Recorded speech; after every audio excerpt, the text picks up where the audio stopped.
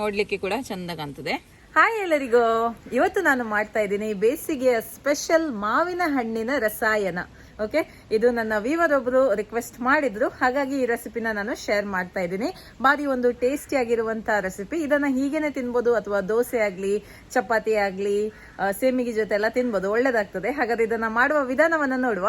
ಅದಕ್ಕಿಂತ ಮುಂಚೆ ನನ್ನ ರೆಸಿಪೀಸ್ ಎಲ್ಲ ನಿಮ್ಗೆ ಇಷ್ಟ ಆಗ್ತಾ ಇದ್ರೆ ವಿಡಿಯೋಗೊಂದು ಲೈಕ್ ಕೊಡಿ, ಹಾಗೆ ವಿಡಿಯೋವನ್ನ ಫ್ರೆಂಡ್ಸ್ ಜೊತೆ, ಫ್ಯಾಮಿಲಿ ಜೊತೆ ಎಲ್ಲ ಶೇರ್ ಮಾಡಿ.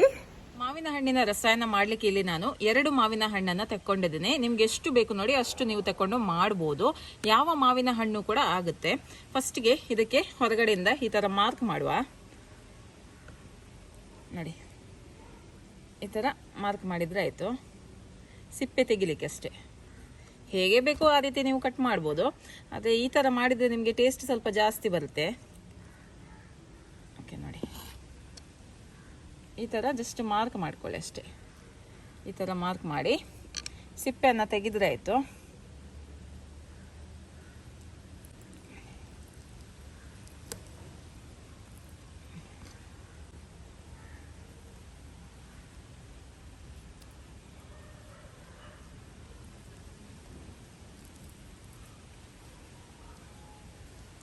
ಓಕೆ, ಈಗ ಈ ಮಾವಿನ ಹಣ್ಣನ್ನು ಈ ಥರ ಕೈಯಲ್ಲಿ ಹಿಂಡಬೇಕು. ನೀವು ಅಂದ್ಕೊಳ್ಬೋದು ಕಟ್ ಮಾಡ್ಬೋದಲ್ಲ, ಈ ಥರ ಯಾಕೆ ಹಿಂಡುದು ಅಂತ. ಈ ಥರ ಹಿಂಡಿದ್ರೆ ನಿಮಗೆ ಟೆಕ್ಸ್ಚರ್ ಒಳ್ಳೆ ಬರುತ್ತೆ, ಹಾಗೆ ಟೇಸ್ಟ್ ಕೂಡ ನಿಮಗೆ ಒಳ್ಳೇದು ಬರುತ್ತೆ.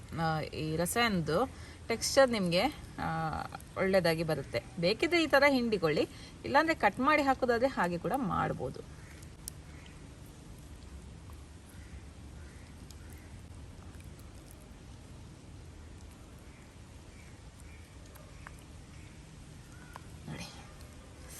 ಸೂಪರ್ ಆಗಿದೆ ಮಾವಿನ ಹಣ್ಣು ಮಾತ್ರ.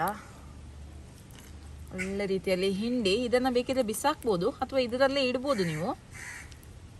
ನೋಡಿ, ಒಳ್ಳೆ ರೀತಿಯಲ್ಲಿ ಹಿಂಡಿ ತಗೊಂಡಿದ್ದೇನೆ. ಈ ತರ ಟೆಕ್ಸ್ಚರ್ ಇದ್ರೆ ತಿನ್ಲಿಕ್ಕೆ ಕೂಡ ಒಳ್ಳೇದಾಗ್ತದೆ ಅಂತ ನಾನು ಕೈಯಲ್ಲೇ ಹಿಂಡಿರೋದು. ನಿಮ್ಗೆ ಇಷ್ಟ ಇಲ್ಲ ಅಂದ್ರೆ ನೀವು ಕಟ್ ಮಾಡ್ಕೊಳ್ಳಿ, ಆಯ್ತಾ. ಓಕೆ, ಈಗ ಇದಕ್ಕೆ ನಾನು ರುಚಿಗೆ ತಕ್ಕಷ್ಟು ಬೆಲ್ಲವನ್ನ ಹಾಕ್ತಾ ಇದ್ದೀನಿ.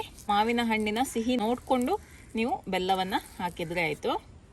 ಬೆಲ್ಲವನ್ನ ಬೇಕಿದ್ರೆ ಮೆಲ್ಟ್ ಮಾಡಿ ಕೂಡ ಹಾಕ್ಬೋದು ಅಥವಾ ಈ ಥರ ಕೂಡ ಹಾಕ್ಬೋದು. ಚೆನ್ನಾಗಿ ಮಿಕ್ಸ್ ಮಾಡುವ. ಒಳ್ಳೆ ರೀತಿಯಲ್ಲಿ ಬೆಲ್ಲ ಮಿಕ್ಸ್ ಆಗಬೇಕು, ಮೆಲ್ಟ್ ಆಗಬೇಕು. ಸಿಹಿ ಟೇಸ್ಟ್ ಮಾಡಿ ನೋಡ್ಕೊಳ್ಳಿ ಸರಿಯಾಗಿ ಉಂಟಾ ಇಲ್ವಾ ಅಂತ. ಕಡಿಮೆ ಆದರೆ ಹಾಕ್ಕೊಳ್ಬೋದಲ್ಲ. ಈಗ ಇದಕ್ಕೆ 1 ಚಮಚದಷ್ಟು ಏಲಕ್ಕಿ ಪುಡಿಯನ್ನು ಹಾಕ್ತಾ ಇದ್ದೀನಿ.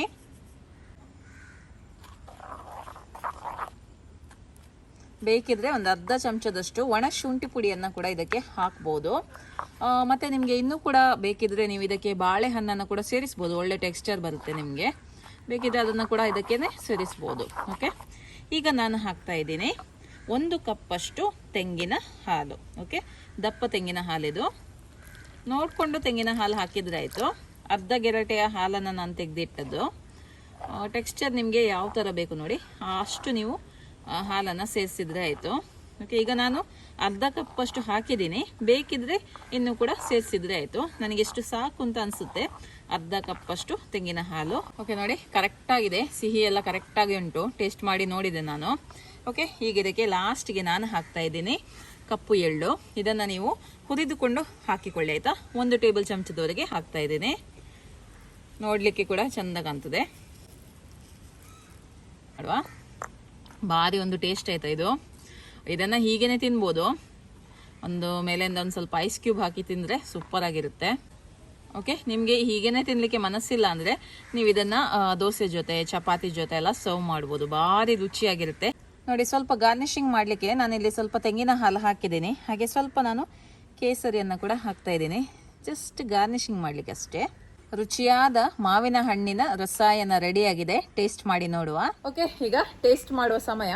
ಮಕ್ಕಳು ಆಟ ಆಡಿ ಬಂದದಷ್ಟೇ ಆಟ ಆಡಿ ಬಂದ ಕೂಡಲೇ ಈ ಥರದ್ದೆಲ್ಲ ಮಾಡಿ ಕೊಟ್ಟರೆ ರಸಾಯನ ತುಂಬ ಖುಷಿ ಪಡ್ತಾರೆ. ಮತ್ತು ಇದಕ್ಕೆ ಬೇಕಿದ್ರೆ ನೀವು ಐಸ್ ಕ್ಯೂಬನ್ನು ಹಾಕಿ ಸರ್ವ್ ಮಾಡ್ಬೋದು, ಅಥವಾ ಇದನ್ನು ನೀವು ಫ್ರಿಜ್ಜಲ್ಲಿ ಇಟ್ಟು ಚಿಲ್ ಮಾಡಿ ಮತ್ತೆ ತಿಂತೀನಿ ಅನ್ನೋದಾದರೆ ಹಾಗೆ ಸಹ ನೀವು ತಿನ್ಬೋದು. ಅಥವಾ ನಿಮಗೆ ದೋಸೆ ಜೊತೆ ಇದನ್ನು ತಿನ್ನಲಿಕ್ಕೆ ಬೇಕು, ಸೇಮಿಗೆ ಜೊತೆ ಇದನ್ನು ತಿನ್ನಲಿಕ್ಕೆ ಬೇಕು ಅಂದರೆ ಹಾಗೆ ಸಹ ನೀವು ತಿನ್ಬೋದು. ಓಕೆ, ಈಗ ನೀನು ಇದನ್ನು ಕುಡ್ದು ಹೇಳಾಯ್ತಾ ಹೇಗೆ ಬಂದಿದೆ ಅಂತ, ರಸಾಯನ ಅಂತ. ಸೊ ನೀನು ಇದು ಮುಂಚೆ ಕುಡ್ದಿದ್ಯಾ? ಇಲ್ಲ, ಫಸ್ಟ್ ಟೈಮ್ ಅಲ್ಲ. ಓಕೆ, ಕುಡ್ದು ಹೇಳು ನಿನಗೆ ಹೇಗೆ ಅನಿಸ್ತದೆ ಅಂತ. ಮಾವಿನ ಹಣ್ಣಿನ ರಸಾಯನ ಹೇಗುಂಟಾ? ಒಳ್ಳೆದಾಗಿದೆ. ಒಳ್ಳೇದಾಗಿದಾ? ಸಿಹಿ ಎಲ್ಲ ಸರಿಯೇ ಉಂಟಾ ನಿನಗೆ? ಸಹಿಯಾಗಿದ? ಅದೇ ಕೂಡ ಐಸ್ ಚಿಲ್ಡ್ ಆಗಿದ್ರೆ ಒಳ್ಳೇದಾಗ್ತಿತ್ತು ಏನೋ ಅಲ್ವಾ? ನೋಡಿ ಎಲ್ಲ ಆಟ ಆಡಿ ಬೆವರ್ತಾ ಇದ್ದಾನೆ.